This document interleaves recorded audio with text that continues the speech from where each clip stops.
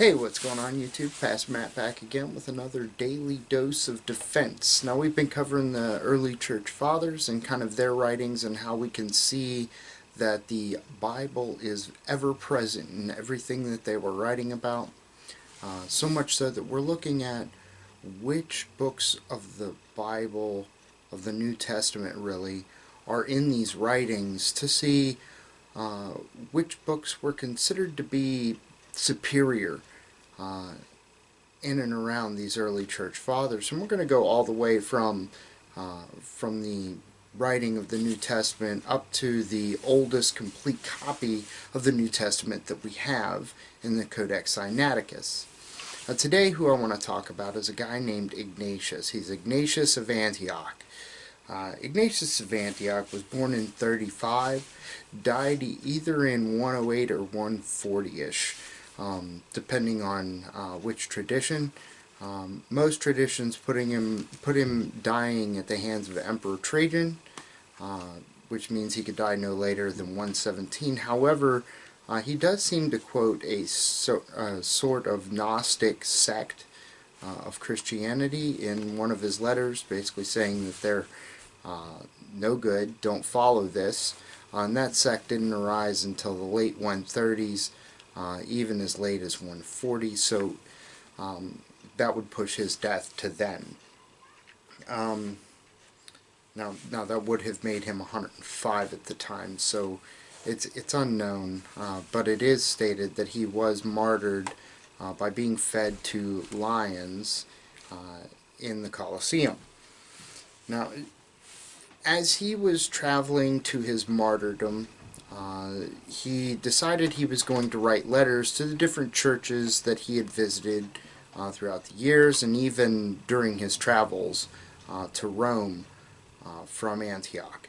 And there are 7 letters in total. It's the Epistle to the Ephesians, Epistle to the Magnesians, Epistle to the Trallians, Epistle to the Romans, Epistle to the Philadelphians, Epistle to the Smyrnians, and, as we stated yesterday, his epistle to Polycarp. Now, all of these, they were written supposedly while he was en route to be martyred, and it really covers a lot of the how should one live, how should one act, how should one carry out their Christian faith. Now, all of these are rather short letters, generally speaking, not much longer than any of the Pauline letters, and quite generally shorter than Romans, 1st and 2nd Corinthians. But in them, he cites 20 books of the New Testament. The ones that he does not include are Philemon, 2nd and 3rd letters of John, the 2nd letter of Peter, and the book of Revelation, bringing us Hebrews and Jude are other ones that he does not cite, which means that we are up to 22 of the 27 books of the New Testament being cited by these early church fathers. So we're starting to see the canonization of each of these books as they're cited by the church fathers, and we're still seeing that these Gnostic texts, everything that these church fathers are writing, is against Gnosticism. It's against this special revelation, and that's going to kind of become more and more and more apparent, especially as we get into Irenaeus and his Against Heresies, where he's talking about these Marcionites, and he's talking about the need for Christians to really stand their ground and know what good orthodoxy looks like. And we're going to see that he's going to quote even more of these books of the Bible so that we have a further and greater confidence in what it is that we are reading.